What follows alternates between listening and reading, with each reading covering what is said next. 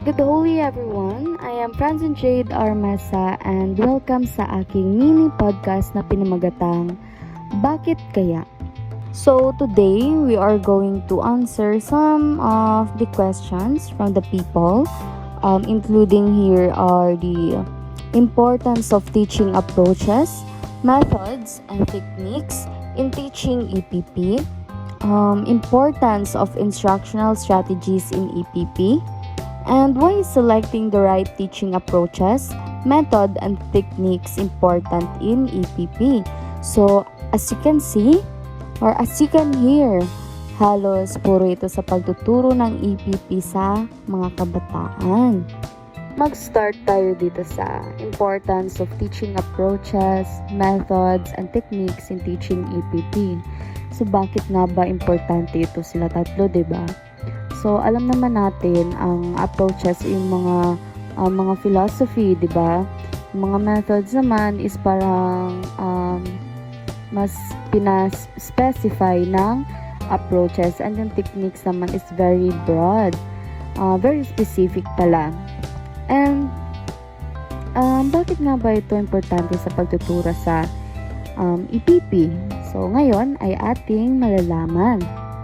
Itong tatlong ito, yung approaches, methods, and techniques ay very important lalo na sa mga students and sa mga teachers kasi yung mga teachers, of course, they need to give specific activities and tasks sa mga students for them to learn na hindi yung parang sobrang dami lang pumapasok sa utak nila. Bigyan ko na lang kayo ng examples. So, ang example ng approach ko is, kunwari hindi siya pala example kasi ito talaga yung mostly na ginagamit ng mga teachers ngayon, lalo na sa elementary. So, ang approach natin ay student-centered approach kung saan ay mas nag-focus sila sa mga students, hindi lang puro lecture ng teacher. Then, pagdating naman sa method, mas na-specify siya, which is yung discussion method. Kung saan, nag-discuss yung students and, of course, yung teacher, nag-exchange sila ng mga informations for them to also, to express their knowledge or their experiences. And lastly is yung techniques. Mas specific siya na activity, no, or strategy para sa pag-implement ng lesson natin. Kunwari yung demonstration na technique where nagauna ng kunwari yung parang sa APP yung nail na activities, yung nail polishing, nail cleaning. So, ituturo muna ni teacher and of course, yung student ay ipo-follow nila yung ginagawa ni teacher, 'di ba? So, connected talaga yung tatlo and very important nga ito para may experience din ng mga students yung real life situation, real life activities for them to, of course, for them to learn by doing. So, let's move on, guys. So, ito, ang next naman nating mapag-uusapan ay itong importance of instructional strategies in EPP. So, alam nyo ba, yung mga instructional strategies kasi is, ito sila yung mga different techniques, different techniques kung paano nila ma-deliver yung isang discussion or paano kaya ma-apply ng isang students yung discussion ng isang teacher. So, it is important in EPP, of course, because they guide teachers in delivering lessons effectively, and it helps students achieve learning objectives para sabi ko nga kanina, di ba, para matutunan din yung mga students. Of course, meron ako ditong mga na-prepare na mga instructional strategies para mas maintindihan nyo kung ano ba talaga yun or paano nga ba natin ito ma-apply sa klase natin or sa mga students. So we have here lecture method. lecture discussion pala. Lecture discussion, ito sila yung parang exchange of information, gaya ko nga kanina, diba? So, ito yung pinaka-basic or mostly na ginagamit na natin. Yung mga lecture method, yung nag-lecture si teacher, and yung mga students naman is of course, nag-explain din ng kanilang side, explain ng kanilang thoughts, and ayun. So, we also have here, ano pa ba?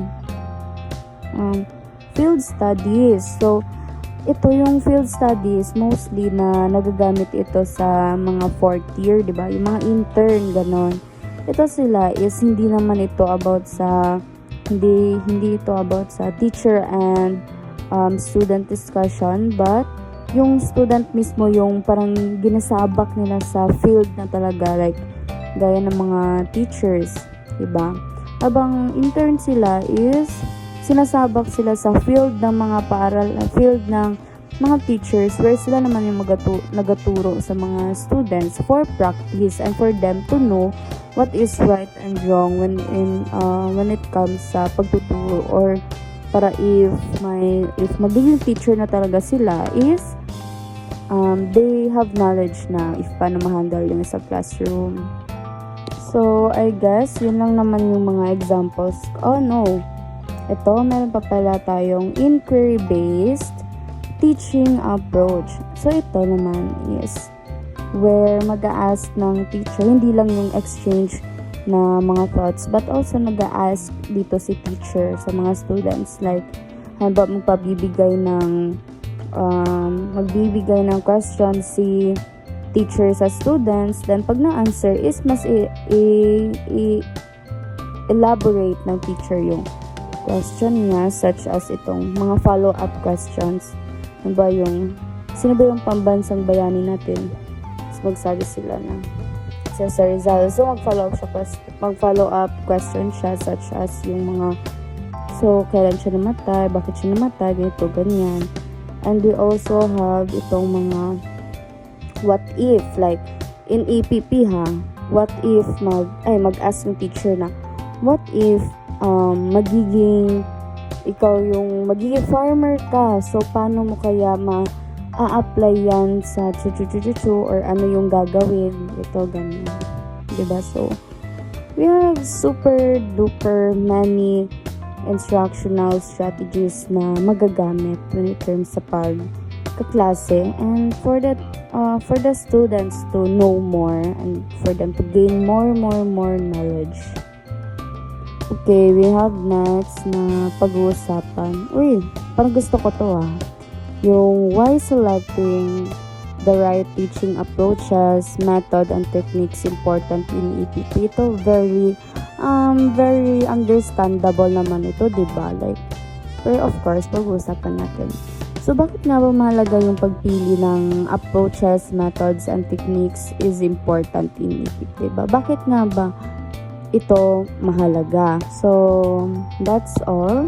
Again, this is Franz and Jade R. Mesa from the Bachelor of Elementary Education. And thank you for listening to my mini podcast. Thank you.